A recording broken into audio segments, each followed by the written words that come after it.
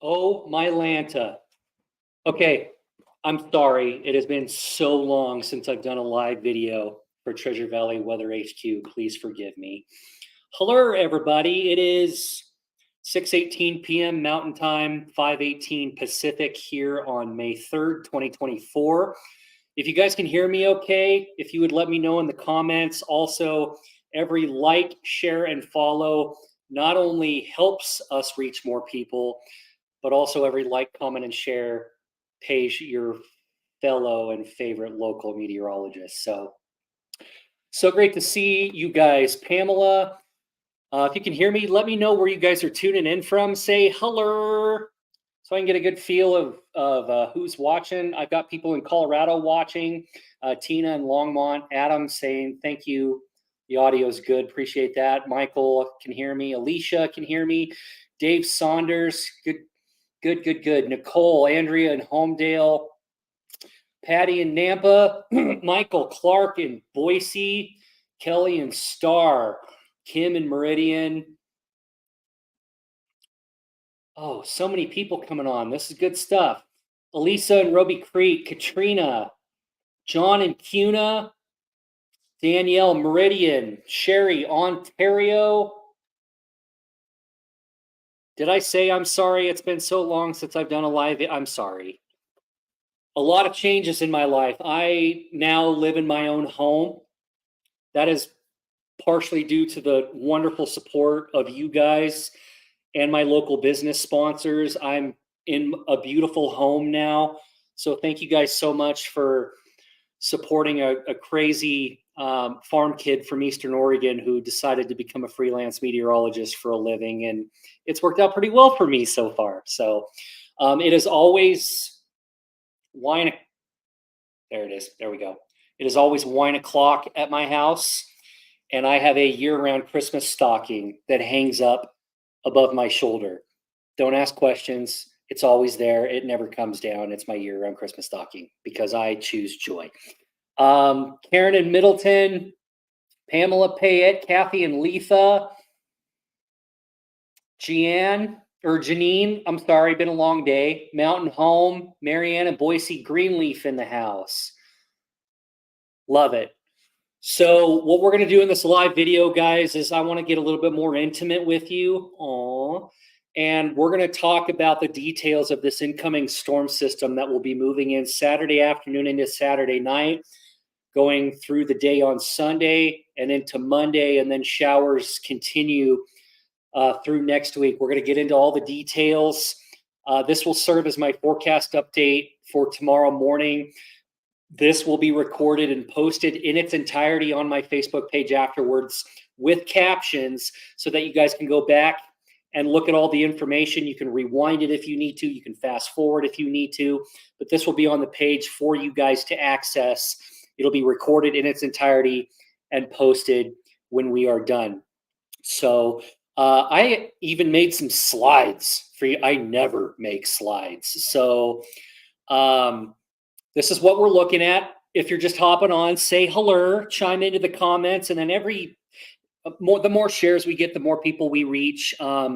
Just a suggestion, I'm not going to hold you hostage and tell you have to share, but obviously there's a lot of people in the Valley that don't know that the page exists. So every share gets us one step closer to reaching more people. So you know how the book face algorithm works, but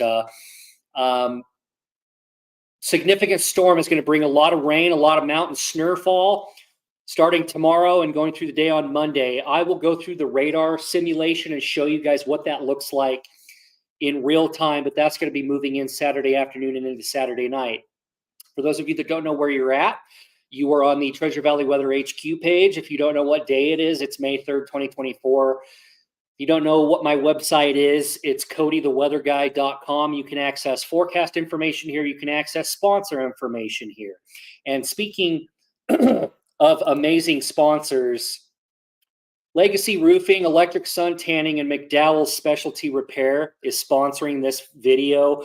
I need to pay the bills real quick. You guys know that the amazing support of local business sponsors is why I'm able to do this full time. And so I will always until the day I die, I will always preach to support local business. Local businesses are the drivers of our economy, and I am 100% authentic about that. I have no shame whatsoever in promoting local businesses over big corporate chains. So the first one's Legacy Roofing. Chuck is my exclusive roofing sponsor there in the Treasure Valley. He treats me so good, and it's dumb because he is a sternly example of what it means to be honest with people and do the job the right way the first time. Transparent, doesn't cut corners. I thoroughly vet business sponsors before they sponsor my page, before I associate my name with them. And if you need a roofer, he's your guy. Legacy Roofing, give him a call. Information's on my website, codytheweatherguy.com. I'll also tag his Facebook in the comments afterwards when you guys are done, but go give Chuck a call, Legacy Roofing. He's as good as it gets. As far as electric sun tanning is concerned, these guys have literally won every award in the history of ever. They moved to Caldwell in August of 22.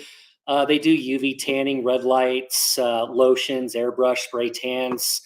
They're voted #1 in Canyon County for like the last 3 years and voted #1 in Idaho last year. So if you're getting an itch to go to the tan salon and pamper yourself and you're in Caldwell, electric sun tanning, go. And then Nathan McDowell, this is my guy. Nathan McDowell has been sponsoring my weather page for a long time, and a lot of you are very familiar with who Nathan is. But he does automotive reconditioning, dent repair, upholstery, furniture repair services in the Treasure Valley. Again, one of those consummate professionals that is trustworthy, loyal, helpful, and super friendly and knows how to work well with people. So thank you guys for bearing with me while I paid the bills real quick, but I am sponsored by Legacy Roofing, electric sun tanning, and of course, McDowell Specialty Repair here in the Treasure Valley. Always support local, and thank you guys for allowing a crazy farm kid from Malheur County to go full-time with meteorology. You guys are the true heroes. Okay, back to the comments and back to the slides. Yes, wind, duh. Sorry, I get this question all the time. When's the wind gonna stop? In June. What year? Every year. Sometimes it doesn't even stop in June. So let me cut my ugly mug out of the way so you guys can see all the information. Now the wind, if it's not already blowing, it's going to pick up pretty good tonight and going into Saturday morning. There could be some gusts here on the valley floors up to 45 miles per hour. So if you hear something hit the side of your house, you know why. Put ankle weights on your kids. If you let your kids run around outside in the middle of the night, I don't know why you would, but if for some reason you did, put ankle weights on them so they don't fly away. This is the annual trampoline migration as well. They are beautiful, majestic creatures, as well as the annual tumbleweed migration. Between the trampolines and the tumbleweeds, I mean, it doesn't get more entertaining than that. So very blowy. I mean, you could get some gusts here in the blues up to 50 miles per hour overnight tonight and going into the day on Saturday. But let's talk rain potential. So if everything fell as rain, there's a pretty high probability of a half inch of rain falling on the valley floors. This 1.14, this is Boise for those of you geographically challenged little chicken nuggets. This is Boise right here, Ada County. This is Caldwell Canyon County. That is a 0.76, 3/4 of an inch of rain. 0.77, this is the Oregon-Idaho state line along the Snake River, where you go from Payette County into northern Malheur County around Ontario. This is 0.75. This is Baker County, Baker City. And then obviously getting up into the blues where you have more terrain influencing the Elkhorns, the Wallowas, and the blues. I think I said the blues already. There could be some significant precipitation up there as well. Now, this is going to depend largely on track, okay? And I'll show you guys why here in the radar simulation in just a minute. But again, we're talking probability here and not deterministic forecasting. What deterministic forecasting is let's say I'm forecasting rain, which I am starting tomorrow, and I tell you that exactly 1.14 inches of rain is going to fall in Boise over the next 60 hours. There's a high probability that 1.14 inches of rain is not going to fall in Boise, because if exactly 1.14 inches of rain fell in Boise, I sure as hell wouldn't be doing this for a living. I would be in Tahiti somewhere with a crystal ball predicting people's weight at $1,000 a pop. I sure as hell wouldn't be doing this. No, that's deterministic forecasting. Probability, I'm telling you, there is a high probability that at least a ½ inch of rain is going to fall on the valley floors. And there's a considerable probability that an inch of rain could fall on the valley floors. And for some of you, depending on storm track, it could be more than that. What probability allows forecasting meteorologists like me to do is present you scenarios, and then I will give you my forecast of what I think the most likely scenario is that's going to verify, but also letting you guys know in the back of your mind, there are some other outliers or other scenarios that could verify just based on the uncertainty and the bias that's presented to us in the forecast models. I have harped on this for 7 years on my page. I want you to be prepared, not surprised. Can everybody repeat that? Type it or yell. If you yell loud enough, I can hear you. No, I'm just kidding.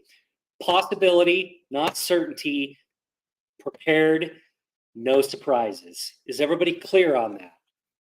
Let's go back to the slides. So this is if everything fell as rain, which I think on the valley floors,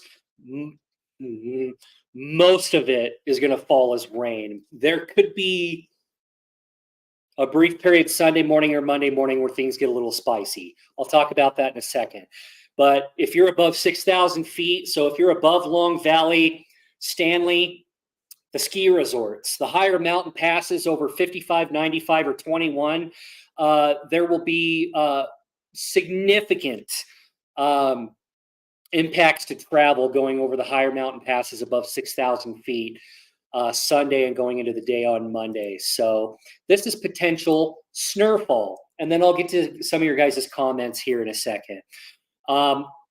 As I mentioned, talking about probability here, the highest snowfall accumulation probability is going to be at and above 6,000 feet, okay?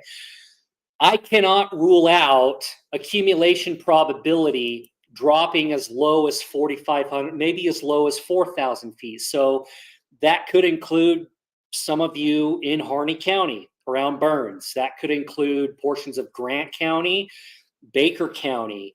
At times, when it's coldest in the morning hours, Sunday morning and Monday morning, I can't rule out the SNR levels dropping around 4,000. I can't rule that out, around 4,000 feet. So I'll update on that in real time. Track will also determine the snowfall levels going over the weekend. And again, I'll show you why here in just a second. I think that's all I have for slides. Jeff, so you're saying there's a chance? Yes. Susie from Kimberly, hello, great to see you guys. Great to see you. Again, I'm sorry it took me so long to do a live video. Please accept my sincere apologies. Life's been kind of crazy, but I'm in the new digs now. I'm all moved in, and I'm so grateful, so grateful that I get to do this full time, and it is all thanks to you guys. So muchos gracias. Okay, let's switch gears here real quick. And let me pull up the radar simulation here. So let me see if I can zoom in. All right, that might be as good as we can get.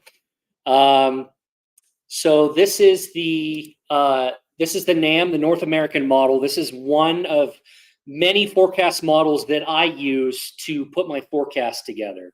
You guys have heard me harp and gripe and complain about apps and how they lack transparency and they just have no context. Well, I bring the human condition back to weather forecasting, and there's a lot of tedious, cumbersome work that goes into a forecast like this. So when I'm pushing out information every single day, just letting you guys know, I don't consult some random Joe Schmo weather app that was developed by IBM and is read to you by Siri every single day.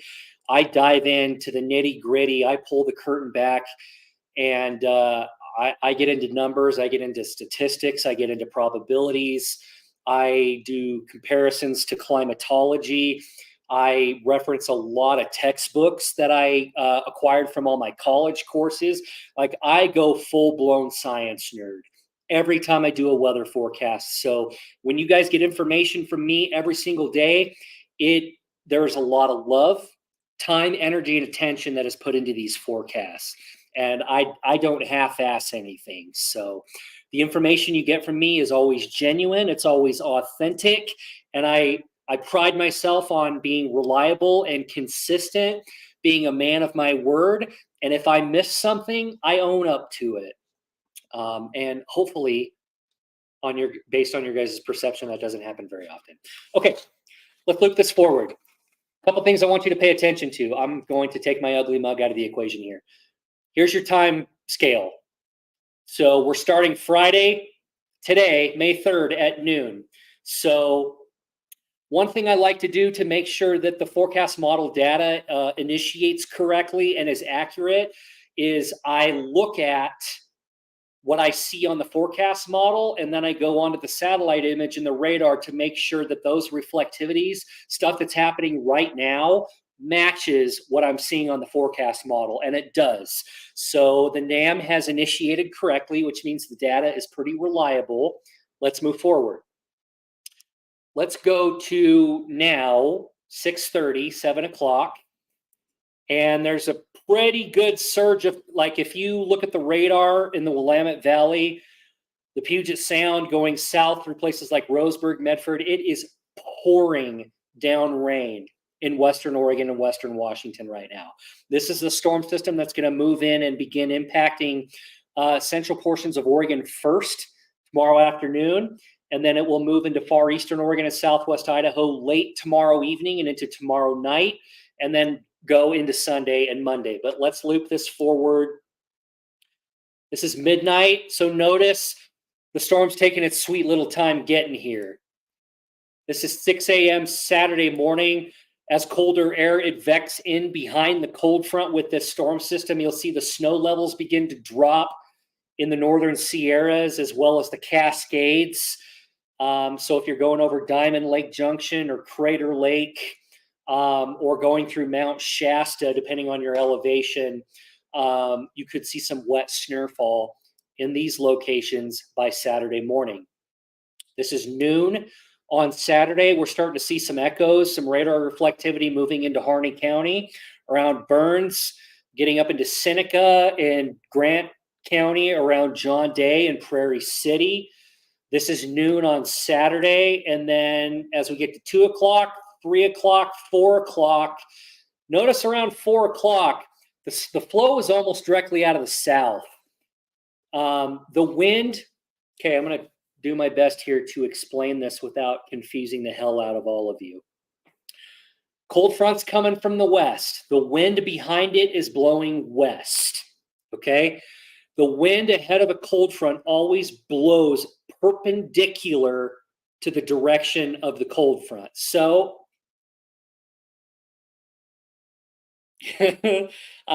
everything's mirrored. Okay, I'm confusing the hell out of people. Let's keep this simple. So if the wind is coming out of the west with the cold front, the wind ahead of it is blowing perpendicular. So we got a west wind with the cold front.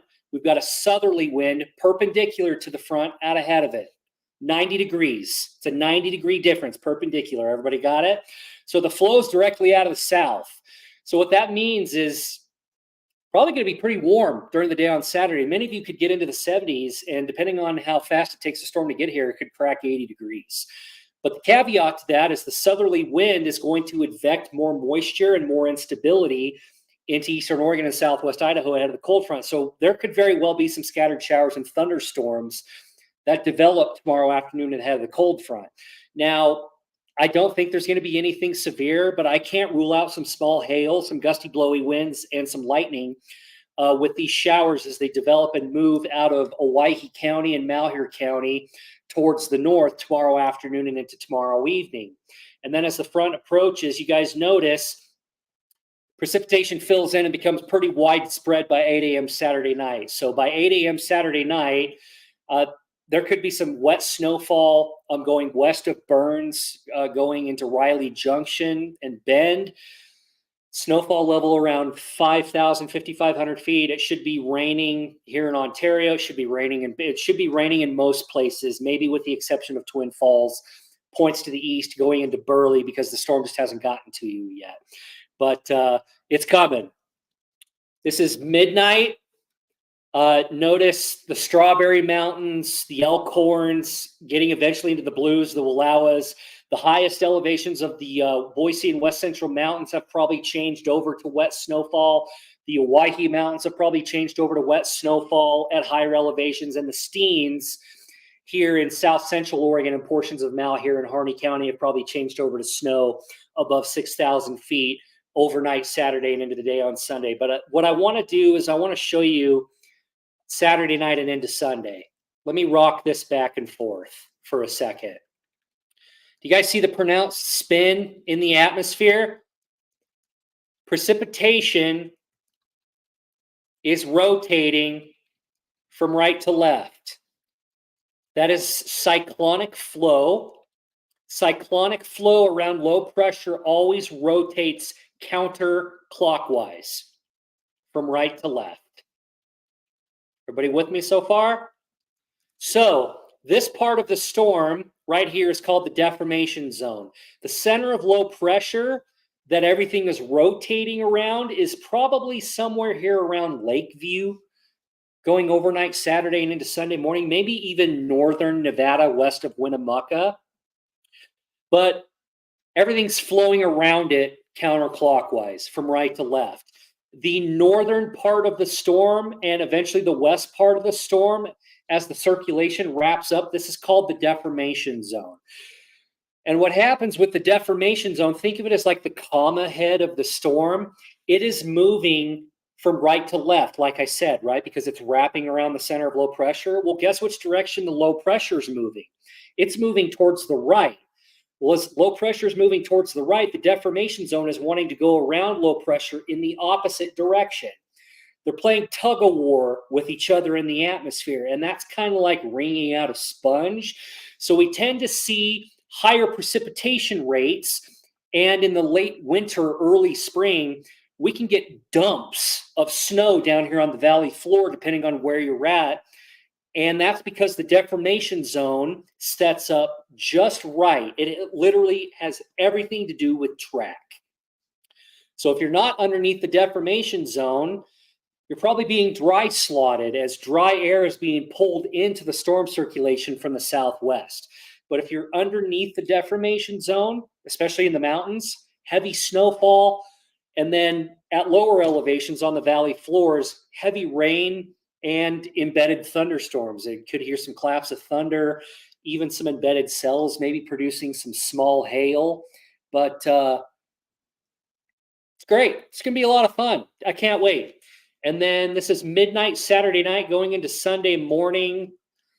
The NAM is wanting to push the deformation zone into the Columbia River Basin. I'm not entirely sold on that solution yet. And into central portions of Washington. But even then, as the center of low pressure kind of parallels the Oregon and Idaho state line with Nevada, there will be numerous showers that seem to stay stationary and may have some slight movement with them. And it's going to be in relation to where the center of low pressure is at. So if you can picture this in your mind, imagine the center of low pressure is right here at the triple point of Oregon, Nevada, and Idaho. So everything to the south of it is moving from northwest to southeast around the base of the storm. If you're to the north of it, everything's coming out of the south or southeast towards the north or northwest. Complicated, I know. But if you learn how to read a radar and understand that wind goes around low pressure counterclockwise, a lot of this starts to make sense. So this is Sunday morning. We transition to showers at that point, but it's going to be cool. It's going to be blowy at times with the snow levels fluctuating depending on the time of the day. And, we could end up with significant amounts of precipitation in the form of rain or snowfall going into the day on Monday. And then it looks like all of the indications point towards, at least from the forecast model data that I've seen, that an active weather pattern is going to continue into next week. Now, as I've always said, the drama's in the details. So please be patient. I'll keep you updated like I always do here on Facebook, the Bookface, Treasure Valley Weather HQ. I am also on Instagram at TVWHQ. And then, of course, for those of you that don't like to be on social media as much, but still want my forecast information, my website is codytheweatherguy.com. It starts here. Here's your landing page. I forecast for Colorado as well, up and down the Front Range and going across the Eastern Plains. But if you go up here to today's forecast, or if you just click on Colorado or Idaho, it will direct you to both pages, and the information I post online, or on social media rather, also gets posted on the website. And then, of course, you can also subscribe to my emails. I push out my forecast information via email as well. And the reason why I operate a website and email subscriptions is because you never know with the state of politics and social discord right now that I could lose my weather page tomorrow.